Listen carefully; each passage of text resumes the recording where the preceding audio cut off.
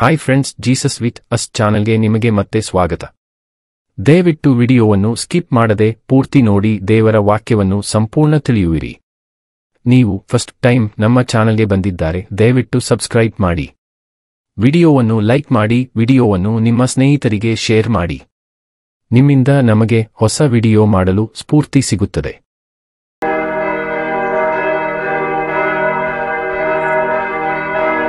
ಅರಸುಗಳು ದ್ವಿತೀಯ ಭಾಗ ಅಧ್ಯಾಯ 21.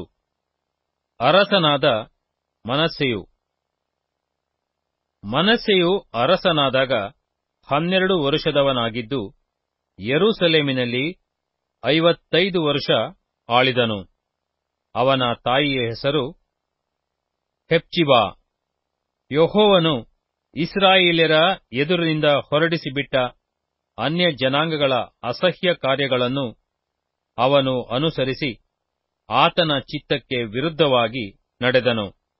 ತನ್ನ ತಂದೆಯಾದ ಹಿಜ್ಕೀಯನು ತೆಗೆದುಹಾಕಿದ ಪೂಜಾಸ್ಥಾನಗಳನ್ನು ತಿರುಗಿ ಸ್ಥಾಪಿಸಿ ಇಸ್ರಾಯೇಲ್ಯರ ಅರಸನಾದ ಅಹಾಬನಂತೆ ಬಾಳನಿಗೋಸ್ಕರ ಯಜ್ಞವೇದಿಗಳನ್ನು ಕಟ್ಟಿಸಿ ಅಶೇರ ವಿಗ್ರಹ ಸ್ತಂಭವನ್ನು ನಿಲ್ಲಿಸಿ ನಕ್ಷತ್ರ ಮಂಡಲಕ್ಕೆ ಕೈಮುಗಿದು ಆರಾಧಿಸಿದನು.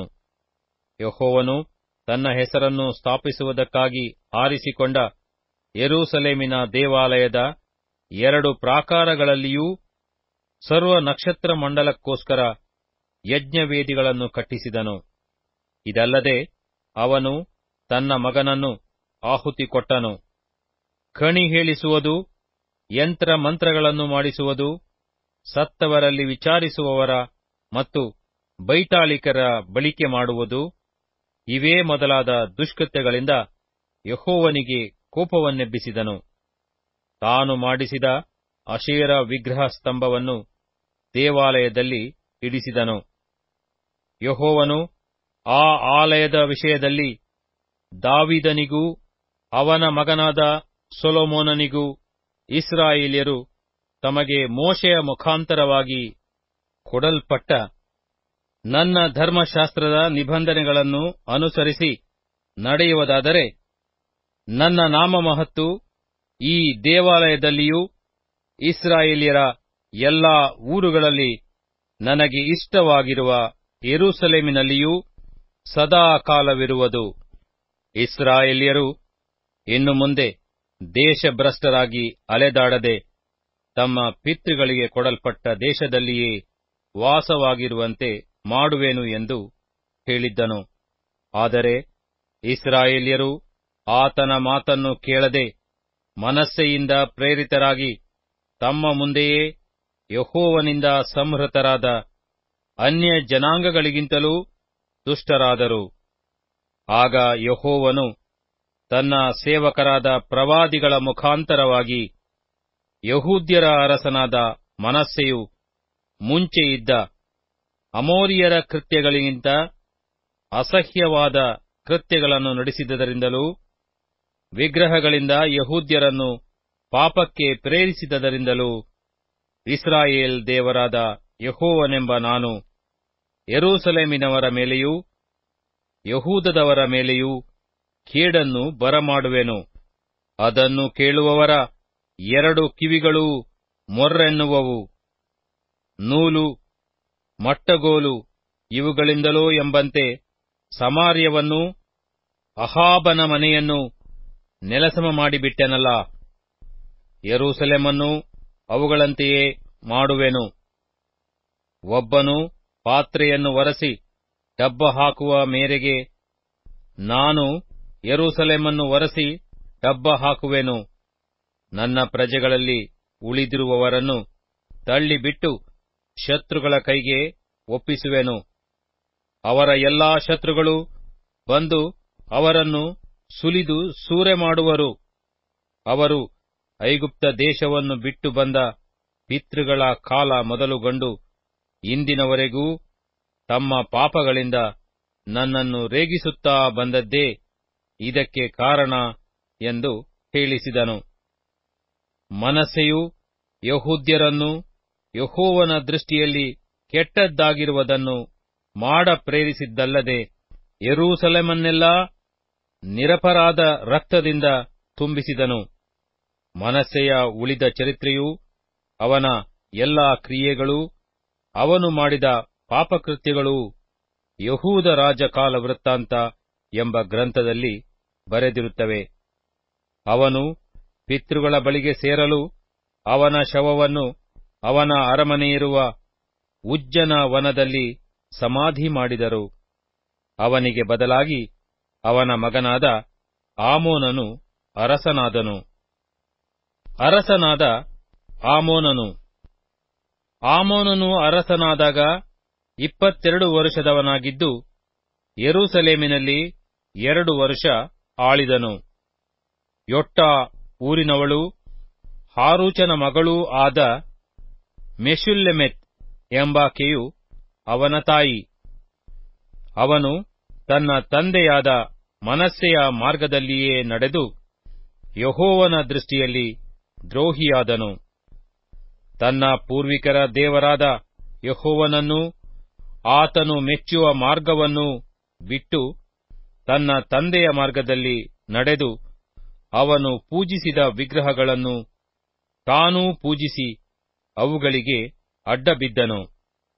ಅವನ ಸೇವಕರು ಅವನಿಗೆ ವಿರೋಧವಾಗಿ ಒಳಸಂಚು ಮಾಡಿ ಅವನನ್ನು ಅರಮನೆಯಲ್ಲಿಯೇ ಕೊಂದರು. ಆದರೆ ದೇಶದ ಜನರು ಒಳಸಂಚು ಮಾಡಿದವರನ್ನೆಲ್ಲಾ ಕೊಂದು ಹಾಕಿ ಆಮೋನನಿಗೆ ಬದಲಾಗಿ ಅವನ ಮಗನಾದ ಯೋಷೀಯನನ್ನು ಅರಸನನ್ನಾಗಿ ಮಾಡಿದರು. ಆಮೋನನ ಉಳಿದ ಚರಿತ್ರೆಯೂ ಅವನ ಕೃತ್ಯಗಳೂ ಯಹೂದ ರಾಜಕಾಲ ವೃತ್ತಾಂತ ಎಂಬ ಗ್ರಂಥದಲ್ಲಿ ಬರೆದಿರುತ್ತವೆ. ಅವನ ಶವವನ್ನು ಉಜ್ಜನ ವನದಲ್ಲಿ ಸಮಾಧಿ ಮಾಡಿದರು. ಅಲ್ಲಿ ಅವನು ಮೊದಲೇ ತನಗೋಸ್ಕರ ಒಂದು ಸಮಾಧಿಯನ್ನು ಸಿದ್ಧಪಡಿಸಿಟ್ಟಿದ್ದನು. ಅವನಿಗೆ ಬದಲಾಗಿ ಅವನ ಮಗನಾದ ಯೋಷೀಯನು ಅರಸನಾದನು. ಅರಸುಗಳು ದ್ವಿತೀಯ ಭಾಗ ಅಧ್ಯಾಯ 22.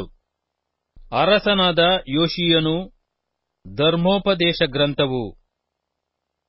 ಯೋಷೀಯನು ಅರಸನಾದಾಗ 8 ವರುಷದವನಾಗಿದ್ದು, ಯೆರೂಸಲೇಮಿನಲ್ಲಿ 31 ವರುಷ ಆಳಿದನು.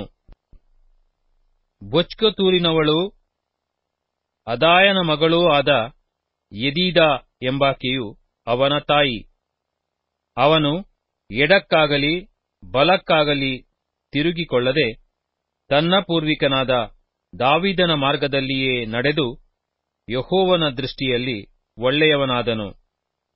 ಯೋಷೀಯನು ತನ್ನ ಆಳಿಕೆಯ 18ನೆಯ ವರುಷದಲ್ಲಿ ಅಚಲ್ಯನ ಮಗನೂ ಮೆಷುಲ್ಲಾಮನ ಮೊಮ್ಮಗನೂ ಆದ ಶಾಫಾನನೆಂಬ ಲೇಖಕನನ್ನು ಕರೆದು ಅವನಿಗೆ, ನೀನು ಮಹಾಯಾಜಕನಾದ ಹಿಲ್ಕೀಯನ ಬಳಿಗೆ ಹೋಗಿ ಅವನಿಗೆ ದ್ವಾರಪಾಲಕರು ಯೆಹೋವನ ಆಲಯಕ್ಕೆ ಬರುವ ಜನರಿಂದ ಕೂಡಿಸಿದ ಹಣವನ್ನು ಲೆಕ್ಕಿಸಿ ಆಲಯದ ಕೆಲಸ ಮಾಡಿಸುವ ಮೊಕ್ತೇಸರರಿಗೆ ಅದನ್ನು ಒಪ್ಪಿಸು ಎಂದು ಹೇಳು.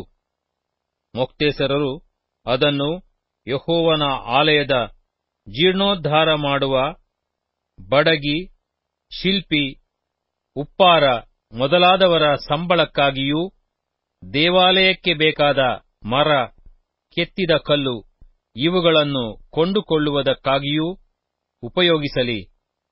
ಅವರು ನಂಬಿಗಸ್ತರಾಗಿರುವುದರಿಂದ ಅವರ ವಶಕ್ಕೆ ಕೊಡಲ್ಪಡುವ ಹಣದ ಲೆಕ್ಕವನ್ನು ಕೇಳಬಾರದು ಎಂದು ಆಜ್ಞಾಪಿಸಿ ಅವನನ್ನು ಯೆಹೋವನ ಆಲಯಕ್ಕೆ ಕಳುಹಿಸಿದನು. ಮಹಾಯಾಜಕನಾದ ಹಿಲ್ಕೀಯನು ಲೇಖಕನಾದ ಶಾಫಾನನಿಗೆ, ಯೆಹೋವನ ಆಲಯದಲ್ಲಿ ನನಗೆ ಧರ್ಮೋಪದೇಶ ಗ್ರಂಥವು ಸಿಕ್ಕಿರುತ್ತದೆ ಎಂದು ಹೇಳಿ ಅದನ್ನು ಅವನ ಕೈಯಲ್ಲಿ ಕೊಟ್ಟನು. ಶಾಫಾನನು ಓದಿದನು. ಅನಂತರ ಅವನು ಹಿಂದಿರುಗಿ ಅರಸನ ಬಳಿಗೆ ಹೋಗಿ, ನಿನ್ನ ಸೇವಕರು ದೇವಾಲಯದಲ್ಲಿ ಸಂಗ್ರಹವಾದ ಹಣವನ್ನು ತೆಗೆದು ದೇವಾಲಯದ ಕೆಲಸವನ್ನು ಮಾಡಿಸುವ ಮೊಕ್ತೇಸರರಿಗೆ ಒಪ್ಪಿಸಿದರು. ಇದಲ್ಲದೆ ಯಾಜಕನಾದ ಹಿಲ್ಕೀಯನು ನನಗೆ ಒಂದು ಗ್ರಂಥವನ್ನು ಕೊಟ್ಟಿದ್ದಾನೆ ಎಂದು ಹೇಳಿ ಅದನ್ನು ಅರಸನ ಮುಂದೆ ಓದಿದನು. ಅರಸನು ಧರ್ಮೋಪದೇಶ ಗ್ರಂಥ ವಾಕ್ಯಗಳನ್ನು ಕೇಳಿದಾಗ ಬಟ್ಟೆಗಳನ್ನು ಹರಿದುಕೊಂಡು ಯಾಜಕನಾದ ಹಿಲ್ಕೀಯನು, ಶಾಫಾನನ ಮಗನಾದ ಅಹೀಕಾಮ್, ಮಿಕಾಯನ ಮಗನಾದ ಅಕ್ಬೋರ್, ಲೇಖಕನಾದ ಶಾಫಾನ್, ತನ್ನ ಹಸ್ತಕನಾದ ಅಸಾಯ ಎಂಬವರಿಗೆ, ನಮ್ಮ ಪೂರ್ವಿಕರು ನಮಗೆ ಸಿಕ್ಕಿರುವ ಈ ಗ್ರಂಥವಾಕ್ಯಗಳಿಗೆ ಕಿವಿಗೊಡದೆಯೂ ಅವುಗಳನ್ನು ಕೈಕೊಳ್ಳದೆಯೂ ಹೋದದರಿಂದ ನಾವು ಯೆಹೋವನ ಉಗ್ರ ಕೋಪಕ್ಕೆ ಪಾತ್ರರಾಗಿದ್ದೇವೆ. ಆದದರಿಂದ ನೀವು ನನಗೋಸ್ಕರವೂ ಜನರಿಗೋಸ್ಕರವೂ ಎಲ್ಲಾ ಯೆಹೂದ್ಯರಿಗೋಸ್ಕರವೂ ಯೆಹೋವನ ಬಳಿಗೆ ಹೋಗಿ ಈ ಗ್ರಂಥವಾಕ್ಯಗಳ ವಿಷಯವಾಗಿ ವಿಚಾರಿಸಿರಿ ಎಂದು ಆಜ್ಞಾಪಿಸಿದನು. ಆಗ ಯಾಜಕನಾದ ಹಿಲ್ಕೀಯನು ಅಹೀಕಾಮ್, ಅಕ್ಬೋರ್, ಶಾಫಾನ್, ಅಸಾಯ ಎಂಬವರು ಹುಲ್ದ ಎಂಬ ಪ್ರವಾದಿನಿಯ ಬಳಿಗೆ ಹೋಗಿ ಆಕೆಯ ಹತ್ತಿರ ವಿಚಾರಿಸಿದರು.